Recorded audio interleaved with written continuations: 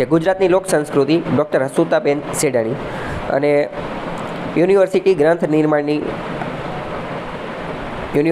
નિર્માણ બોર્ડની આ બુક છે. તો આની અંદર જેટલી મહત્ત્વની વસ્તુ આપેલી છે એ બધી આપણે કવર કરી લઈશું અને આમાં જે કંઈ પણ વસ્તુ આપેલી છે આ બુકની અંદર એ તમામ વસ્તુ આપણે કવર કરી લઈશું. બરાબર. તો આ બુકની અંદર કયા કયા ચેપ્ટર છે પહેલાં આપણે એ જોઈ લઈએ.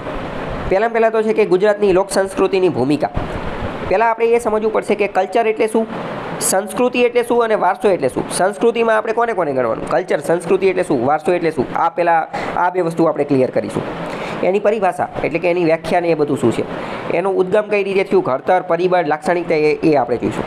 પછી ગુજરાતના લોક સમુદાયો કયા છે. ગુજરાતમાં ઘણા બધા લોક સમુદાયો વસે છે, જેમ કે મેર, આહિર, રબારી, ભરવાડ, કોળી, વાઘરી, ગારુડી, આ બધા શું છે. બરાબર. ગારુડી સંપ્રદાય ઉપર પ્રશ્ન પૂછે જે આપણને ખબર જ ન હોય, કારણ કે અમુક આવા તળપદા શબ્દ હોય તો આપણે એ વાંચેલા હોય એવો નહીં. ગારુડી કોણ છે તો કે જે સાપ પકડવાવાળા લોકો જે છે ને એને ગારુડી લોકો કહેવામાં આવે છે. બરાબર. અને તો આ બધી પ્રજા વિશે આપણે અલગ અલગ વસ્તુ જાણીશું. એમની લાક્ષણિકતા, એમની ઉત્પત્તિ કઈ રીતે થઈ, એમનો પરિચય શું છે, વસવાટ કઈ રીતનો છે, એમની સાંસ્કૃતિક બોલી કઈ છે, એમને કઈ કામ ધંધા કરે છે, એમના રીત રિવાજો કયા છે, એ બધી વસ્તુ આપણે જાણીશું. આમાંથી ઘણી બધી આપણને નવી વસ્તુ પણ જાણવા મળશે કે એમનું કલ્ચર સમજવાની, જાણવાની એ કોશિશ પણ આપણે કરીશું. પછી લોક સમુદાયોનું સાંસ્કૃતિક સરવૈયું. ભારત જે છે એને એવું કહેવામાં આવે છે કે ભારતની અંદર સૌથી વધુ ડાયવર્સિટી, વિવિધતા જોવા મળે છે. કેમ ડાયવર્સિટી, વિવિધતા જોવા મળે છે?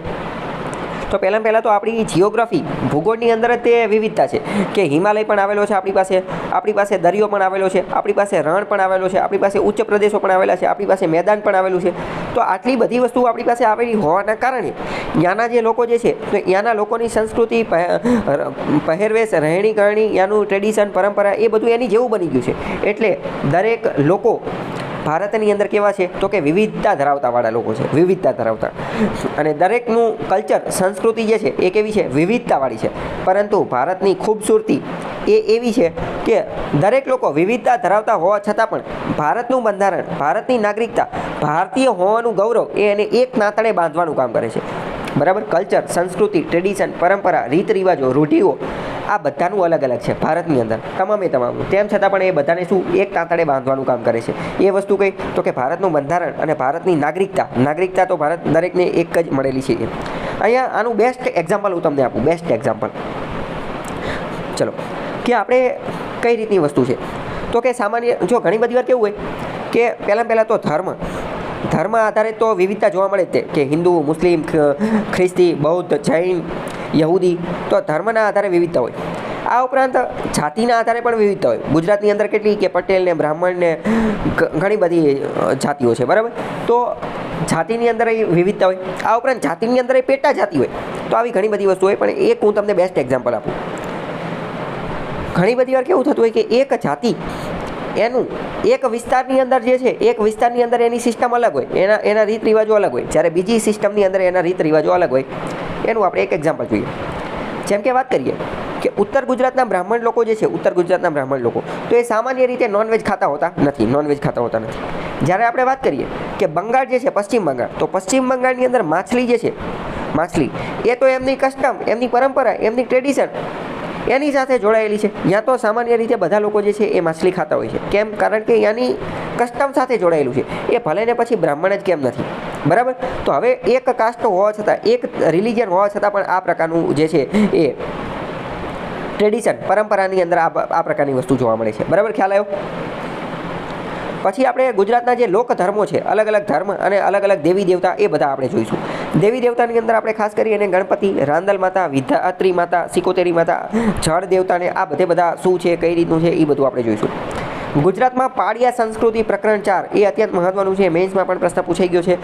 ગુજરાતના પાળિયાને લોક સંસ્કૃતિના છડીદાર કહે છે. પાળિયાનો ઉદ્ભવ કઈ રીતે થયો, વિકાસ કઈ રીતે થયો, પહેલાં કેવા પાળિયા બનતા હતા, અત્યારે કેવી રીતે બને છે, શું પરિવર્તન આવ્યું, પાળિયાના કેટલા પ્રકાર છે, પાળિયા સાથે પ્રતિક કયા જોડાયેલા છે, ઠેસ એટલે શું, સુરધન એટલે શું, ઇતિહાસને જાણવાના એક મહત્વના સાધન તરીકે પણ પાળિયા જે છે એ ઉપયોગમાં લેવાય છે. એ બધી વસ્તુ આપણે જોઈશું. પછી આપણે જોઈશું લોકમેળા અને વ્રતોત્સવો.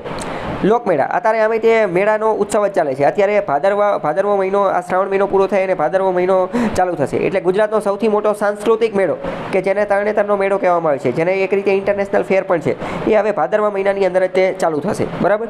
તો આવા ઘણા બધા મેળાનો જ હવે એક રીતે તહેવાર ચાલુ છે. શ્રાવણ મહિનામાં ઓલરેડી ઘણા બધા મેળાઓ ને એ બધું આવતું હશે. તો આ બધા મેળા વિશે આપણે થોડી ઘણી માહિતી ને એ બધું મેળવીશું. બરાબર.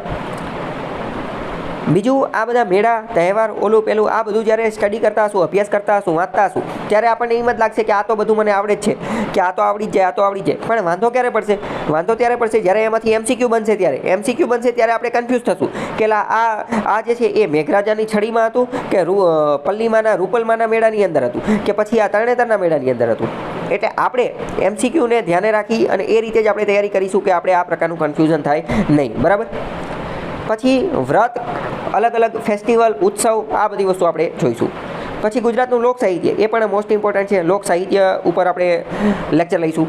ચારણી સાહિત્ય શું છે, શિષ્ટ સાહિત્ય શું છે, લોકગીત, લોક સાહિત્ય, સ્ત્રી સમાજ, લગ્ન ગીત, ફટાણા ને વ્રત ગીત ને મરસિયા ને ગરબી ને ગરબા ને દુહા ને સખી ને ભવાઈ ને ભજનવાળી ને લોકકથા ને ગુજરાતનું આની અંદર એક નથી આપેલું કે ડાયરા સંસ્કૃતિ અત્યારે આપણે જે જોવા મળી રહી છે એ બધી વસ્તુ પણ આપણે જોઈશું. લોક નાટક આપણે જે ચાલતા હતા ભવાઈ ને એ બધી વસ્તુ પણ આપણે જોઈશું. ગુજરાતી રંગભૂમિ, જૂની રંગભૂમિ, નવી રંગભૂમિ, ગુજરાતની અંદર ફિલ્મનો કઈ રીતનો ઇતિહાસ છે એ બધી વસ્તુ પણ આપણે જોઈશું. પ્રાચીન સમયમાં કેવી ફિલ્મ બનતી હતી? તો કે મૂક ફિલ્મ એટલે કે સાયલેન્ટ મૂવીઝ, મૂંગી પિક્ચર બનતી હતી. પછી અવાજવાળી પિક્ચર બનવા માંડી. પછી અત્યારે અર્બન ગુજરાતી મૂવીઝ બનવા માંડી. અને અત્યારે તો આપણે વાત કરીએ વેબ સિરીઝ પણ બનવા માંડી છે. બરાબર. બધી વસ્તુ આપણે જોઈશું. અત્યારે નાટક જે છે એ કઈ રીતે બને છે, નવલકથા ઉપરથી કઈ કઈ મૂવી બને છે, એ બધી વસ્તુ ઓલું પેલું એ તમામ વસ્તુ આપણે જે છે એ જોવાની કોશિશ કરીશું. લોક સંગીત પણ આપણે જોઈશું. બીજું, અત્યારે ડાયરા સંસ્કૃતિ આપણે જોઈશું. આપણે આ જે શું કહેવાય, માયાભાઈ આહિર ને પછી આ કોણ બધા કીર્તિદાન ગઢવી ને ફરીદાબેન મીર ને આ બધા જે ડાયરા જે આ ઓલા ખવડ ને એ બધા લોકો જે છે. બરાબર. તો આ ડાયરા શું છે, ઓલું પેલું, એ બધી વસ્તુ આપણે જોવાની ને એ બધાની કોશિશ કરીશું. લોક સંગીત શું છે, એના પ્રકાર શું છે, શાસ્ત્રીય સંગીત ને ક્લાસિકલ ડાન્સ, આ બધી વસ્તુ, એનો ઉદ્ગમ ને પ્રકાર ને એ બધી વસ્તુ આપણે જોઈશું. બરાબર. ખ્યાલ આવ્યો કે નહીં? પછી લોકવાદ્ય જોઈશું, એટલે કે મ્યુઝિકલ ઇન્સ્ટ્રુમેન્ટ, કે આ જે ગિટાર ને એ બધી વસ્તુ. પણ એ જૂના લોકવાદ્ય કયા કયા છે? તો કે એક તારો ને, બે તારો ને, રાવણ હથ્થો ને, સુરંદો ને, જંતર ને, ઢોલ ને, નગારા ને, આ બધી વસ્તુ આપણે જોઈશું. એના અલગ અલગ પ્રકાર છે, એ બધી વસ્તુ આપણે જોઈશું. લોકનૃત્ય કયા છે, નાટક કયા છે, લોક ભરત ગૂંથણ કયું છે, લોકચિત્રકળા, શિલ્પકલા ખાસ મહત્ત્વની, એ પણ આપણે જોઈશું. બરાબર. ખ્યાલ આવ્યો કે નહીં? તો આ આપણે આખી બુકની જે છે એ પ્રીફેસ જોઈ લીધું. ચેપ્ટર કયા શું ભણવાનું છે, ઓલમોસ્ટ ગુજરાતની સંસ્કૃતિની તમામ વસ્તુ આપણને આની અંદરથી કવર થઈ જશે. બરાબર. ખ્યાલ આવ્યો કે નહીં? આ બધી વસ્તુ આપણે આ પુસ્તકમાં ભણીશું. સૌથી પહેલાં તો આપણે કલ્ચર અને હેરિટેજ જે છે ને, આ બંને વચ્ચેનો તફાવત સમજવાનો છે. કલ્ચરનો મતલબ શું થાય? કલ્ચરનો મતલબ થાય સંસ્કૃતિ. કલ્ચરનો મતલબ શું થાય? સંસ્કૃતિ. અને હેરિટેજનો મતલબ શું થાય? તો કે વારસો. તો આ બેયનો તફાવત આપણે સમજવાનો છે.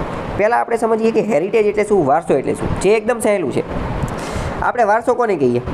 આપણને આપણા માતા પિતા તરફથી, દાદા દાદી તરફથી, આપણા પૂર્વજો તરફથી જે કાંઈ પણ મળેલું છે એ બધી વસ્તુને આપણે વારસો કહીએ.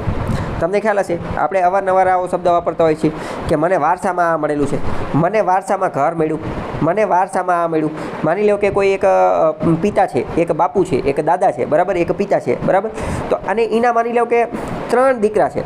તો ત્રણેય દીકરાની શું મળશે? વારસાની અંદર એમની જે જાયદાદ, એમની જે સંપત્તિ હશે એનો બટવારો થશે અને એ ત્રણેયને એ મળશે. તો ઇન શોર્ટ, વારસો શબ્દ સમજ્યા કે ન સમજ્યા? વારસો એટલે શું?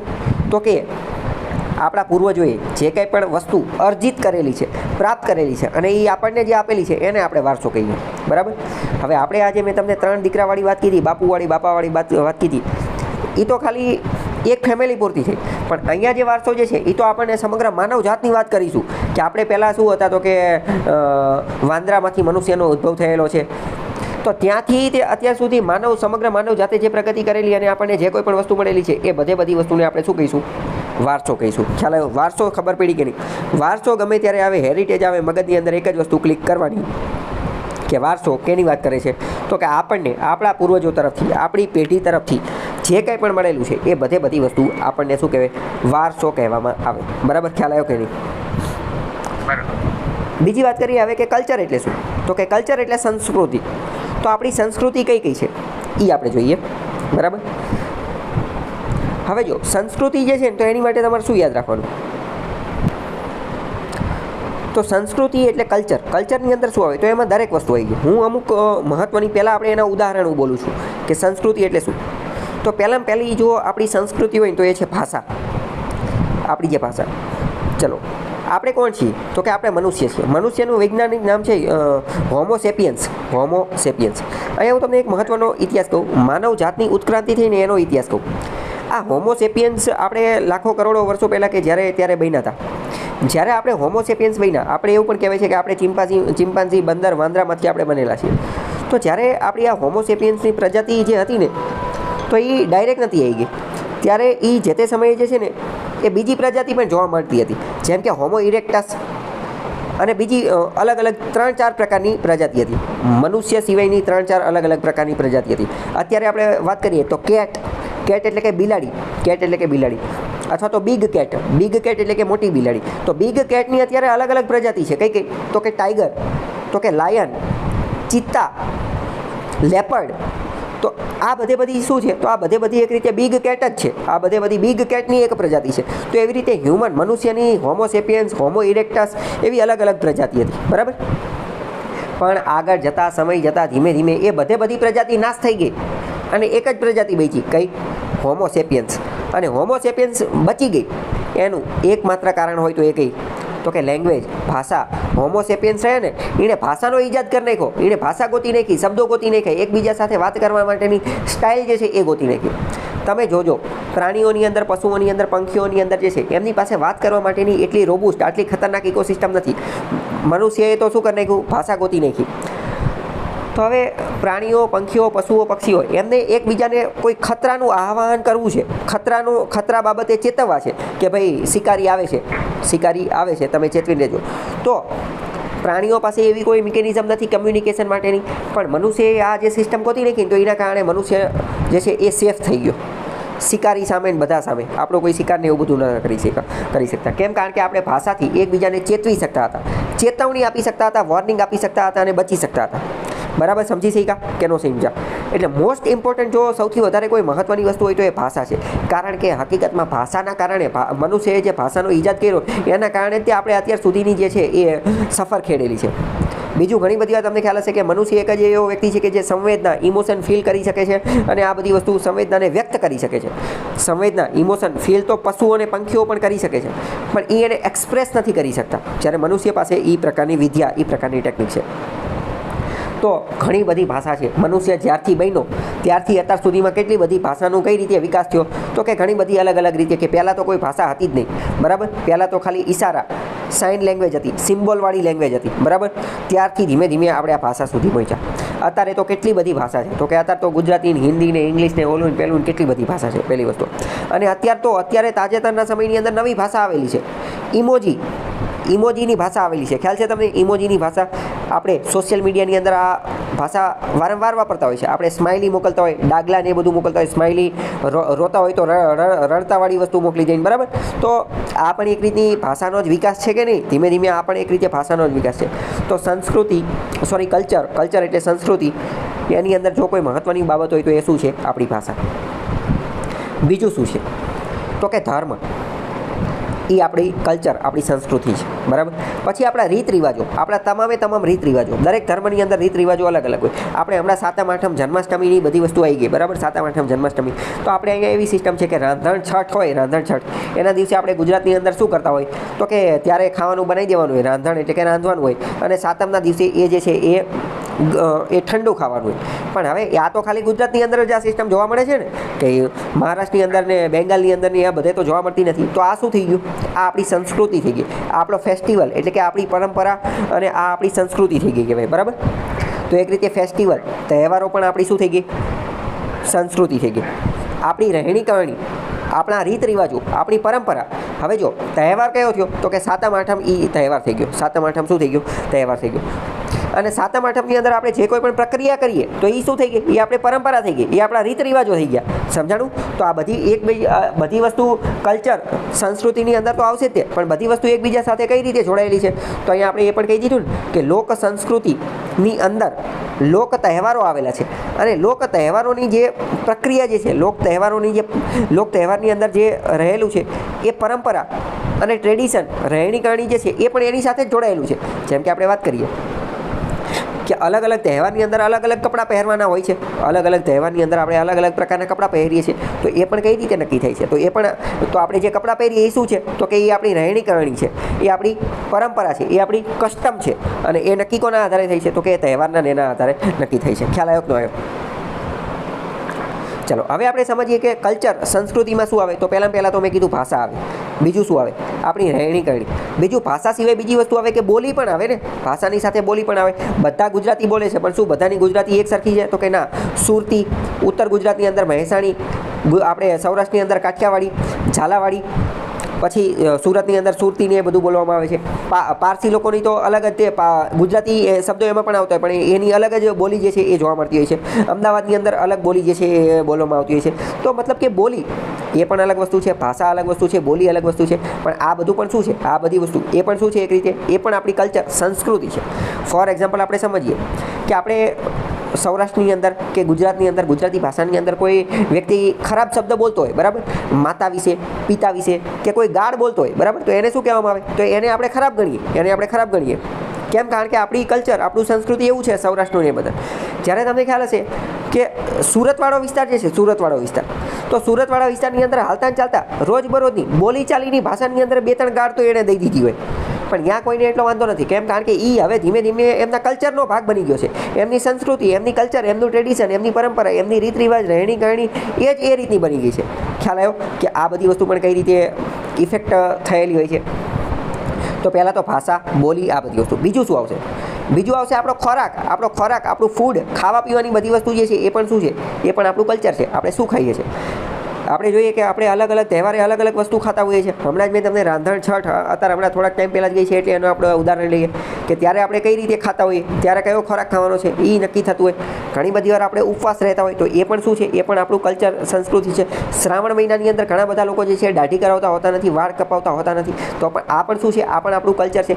શ્રાવણ મહિનાની અંદર આખો શ્રાવણ મહિનો લોકો ઉપવાસ રહેતા હોય છે, અથવા તો કોઈ આખો મહિનો ન રહેતા હોય તો સામાન્ય રીતે લોકો સોમવાર તો રહેતા જ હોય છે, બરાબર. તો આ શું છે? આ આપણી કલ્ચર, આ આપણી સંસ્કૃતિ છે. આ આપણે મતલબ કે જેટલી કોઈ ટ્રેડિશન છે, બરાબર. તો એની અંદર એક ફૂડ, આપણા તહેવારો, એ બધી વસ્તુ આવી જશે. બીજી વસ્તુ તમામે તમામ મેળાઓને એ બધી વસ્તુ પણ આવી જશે. તમામે તમામ મેળાઓને એ બધી વસ્તુ જે છે એ પણ આવી જશે. બીજી વસ્તુ આપણું સાહિત્ય, આપણે જે કોઈ પણ સાહિત્ય ને એ બધું જે તૈયાર કરેલું છે. બીજી વસ્તુ આપણું જે નાટક જે છે, અલગ અલગ લોક નાટક ને એ બધી વસ્તુ, એ બધું આવી જશે. આપણા જે આ હાલરડા ને એ બધી વસ્તુ, લોકસંગીત ને લોકનૃત્ય ને એ બધી વસ્તુ, તો આવી ઘણી બધી વસ્તુ આવી જશે. ઇન શોર્ટ સંસ્કૃતિમાં શું આવશે એ મારે તમને કહેવું હોય ને, તો હમણાં આપણે ઇન્ડેક્સ, અનુક્રમણિકાની અંદર જેટલા પણ ચેપ્ટર જોયા ને એ બધા આવી જશે. અનુક્રમણિકા ઇન્ડેક્સની અંદર જેટલા ચેપ્ટર જોયા ને એ બધા આવી જશે. તમને એવું લાગશે કે સાહેબ ગાંડા થઈ ગયા છે, કે અત્યાર સુધી મેં જેટલા પણ વિડીયો જોયા કે જેટલી પણ વસ્તુ જોઈ, ત્યાં કોઈ પણ જગ્યાએ તમે એવું નહીં જોયું કે અનુક્રમણિકા ચલાવતા હશે. તમે શું કોઈ પણ વિડીયો લેક્ચરની અંદર કે કોઈ પણ જગ્યાએ એવા સાહેબ જોયા કે જે પહેલાં અનુક્રમણિકા ચલાવતા હોય અને અનુક્રમણિકાની અંદર 10-15-20 મિનિટનું લેક્ચર આપ્યું હોય? તો કે ના. પણ હવે તમને ખ્યાલ આવી કે અનુક્રમણિકા શા માટે મહત્વની છે? અનુક્રમણિકા એટલા માટે મહત્વની છે કે કારણ કે એ બધા ચેપ્ટર જે છે, એ બધા જે ટોપિક જે છે, હકીકતમાં એ બધા ટોપિક જે છે એને તો કલ્ચર, સંસ્કૃતિ કહેવાય. અને હવે માની લો કે તમારે મેઇન્સની અંદર સંસ્કૃતિ ઉપર નિબંધ લખવાનો આવી ગયો, એસે એટલે કે નિબંધ લખવાનો આવી ગયો, તો હવે તમે ક્યાંય પાછા ન પડો. કેમ? કારણ કે સામાન્ય રીતે પહેલાં ખબર જ ન હોય કે સંસ્કૃતિ એટલે શું. પણ હવે માની લો કે સંસ્કૃતિ ઉપર એસે નિબંધ લખવાનો આવી ગયો, લેટર લખવાનો આવી ગયો, ચર્ચાપત્ર લખવાનું આવી ગયું, અથવા તો કોઈ પણ ગુજરાતી ભાષાની અંદર કે ગમે એ વસ્તુ લખવાનું આવી ગયું, તો તમારે સંસ્કૃતિ ઉપર, સંસ્કૃતિના કયા એસ્પેક્ટ, કયા આયામ કવર કરવાના? તો કે પહેલાં તો ભાષા લઈ લેવાની, રહેણી કરણી લઈ લેવાની, પહેરવેશ લઈ લેવાનો, ખોરાક એટલે કે ફૂડ લઈ લેવાનું, પછી લોક સાહિત્ય જે છે એ લઈ લેવાનું, લોક નાટક લઈ લેવાનું, મેળાઓ લઈ લેવાના, તહેવાર લઈ લેવાના, બરાબર. ત્યાંની જે પ્રજાતિ જે છે એ લઈ લેવાની, કઈ જાતિઓ જે છે એ લઈ લેવાની, ધર્મ જે છે એ લઈ લેવાની, ધાર્મિક પ્રવૃત્તિ જે છે એ લઈ લેવાની. ઇન શોર્ટ સમજી ગયા તમે ઇન્ડેક્સ, અનુક્રમણિકા શા માટે જોઈ છે? ઇન્ડેક્સની અંદર જેટલી પણ વસ્તુ આવેલી છે તમામ વસ્તુ લઈ લેવાની. આની અંદર આપણે જોઈએ તો જો શું આપેલું છે, તો કે આની અંદર તો કે લોક સાહિત્ય આવી જાય, લોકોનું સમાજ જીવન, સમાજની અંદર કઈ વસ્તુ જીવે છે, સમાજ જીવન એ આવી જાય, લોકકલા. ચલો સમાજ જીવનની અંદર હું તમને એક બીજી મહત્વની એક હિન્ટ આપું. ચલો આપણે ગુજરાતની અંદર અમુક જગ્યાએ કેવું હોય, તો કે આપણી જે માતા હોય એને માનથી બોલાવતા હોય કે મારા મમ્મી આમ કહેતા હતા, મારા મા આમ કહેતા હોય. કેવી રીતે બોલાવતા હોય? તો કે માનથી બોલાવતા હોય. પરંતુ અમુક પ્રજાતિ એવી છે, જેમ કે પોરબંદરના મેર જાતિના લોકો, અથવા અમદાવાદની અંદર અમુક જાતિના લોકો, એ પોતાની માતા જે છે એને તુકારે બોલાવતા હોય. હવે માની લો કે જે વ્યક્તિ પોતાની માતાને માનથી બોલાવે છે. તો એની માટે તો માતાનું સ્થાન કેવું છે? સર્વોચ્ચ છે. એટલે તો એને માનથી બોલાવે છે.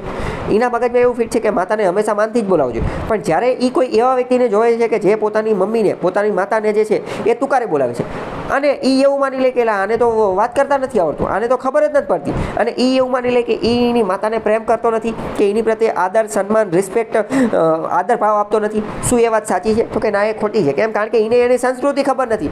એને ખાલી પોતાની એકની જ સંસ્કૃતિ ખબર છે કે ભાઈ માતાને હંમેશા માન આપવાનું. પણ એવું પણ છે ને કે બીજી પણ એવી સંસ્કૃતિ છે કે જ્યાં એને ત્યાંની સંસ્કૃતિ કે ત્યાં તો બધા લોકો જે છે એ માન આપતા જ નથી. ખ્યાલ આવ્યો કે ન આવ્યો? એટલે ઇન શોર્ટ આપણે જે છે એ એની સંસ્કૃતિ જે છે એ સમજવી પડે. આજે આર્ટ એન્ડ કલ્ચર સંસ્કૃતિ ટોપિક જે છે એ એક્ઝામની અંદર નાખેલો છે. એનું એક બીજું કારણ એ પણ છે કે માની લો કે કોઈ વ્યક્તિ આઈએસ બની ગયો કે આઈપીએસ કે ગમે કોઈ મોટો અધિકારી બની ગયો, અને માની લો કે એનું ગામડામાં પોસ્ટિંગ થઈ ગયું, અને માની લો કે એ તો ઇંગ્લિશ મીડિયમમાં ભણીને આવેલો છે, અને એની તો સંસ્કૃતિ કલ્ચર અલગ જ છે. એને કોઈ દી ગુજરાતી બોલતાય નથી આવડતું, અને એ ગામડાની અંદર જતો રહ્યો, અને ગામડાની અંદર એને કંઈક આવી વસ્તુ જોઈ, તો એ જે કલ્ચર, એ સંસ્કૃતિ, એ વસ્તુ જે છે ને એને સમજી શકવો જોઈએ. એ એવું ન માનવું જોઈએ કે ના ના, મને મારી જે સંસ્કૃતિ, મારા જે રીત રિવાજો, મારી રહેણી કરણી જે છે એ જ સાચી, એવું થવું જોઈએ નહીં. ખ્યાલ આવ્યો કે ન આવ્યો? બરાબર. સમાજ જીવન, માતાને માન આપવું, માન ન આપવું, એ ટોપિક, એ ઉદાહરણ યાદ રાખો. લોકકલાની અંદર ઓલરેડી જો લોકકલા હમણાં મારે ઓલામાં રહી ગયું હતું, બરાબર, કલ્ચરની અંદર, એ મેં તમને કહેવાનું રહી ગયું. લોકકલા જે છે એ પણ કોની અંદર આવી જશે? એ પણ કલ્ચર, સંસ્કૃતિની અંદર આવી જશે. લોકકલાના વળી અલગ અલગ ફાટા પડશે: નૃત્ય, નાટક, સંગીત ને ચિત્રકલા. બરાબર. પછી લોક કારીગરી, ભરત ગૂંથણ ને એ બધી વસ્તુ, દરજી કામ ને એ બધી વસ્તુ. ગમે ત્યારે કલ્ચર, સંસ્કૃતિ ઉપર ક્વેશ્ચન પૂછાય તો આટલા ટોપિક આપણે કવર કરવાના. ફરીથી ગુજરાતીમાં આપણે બધા ટોપિક જોઈ લઈએ. તો કે 4 ટોપિક છે. કયા? લોક સાહિત્ય, લોકોનું સમાજ જીવન, લોકકલા અને લોક કારીગરી. ખ્યાલ આવ્યો? અથવા તો મેં તમને જે આ જેટલા પણ ટોપિક કીધા એ બધા, બરાબર. ખોરાક ને, ધર્મ ને, ભાષા ને એ બધી વસ્તુ. ઓકે.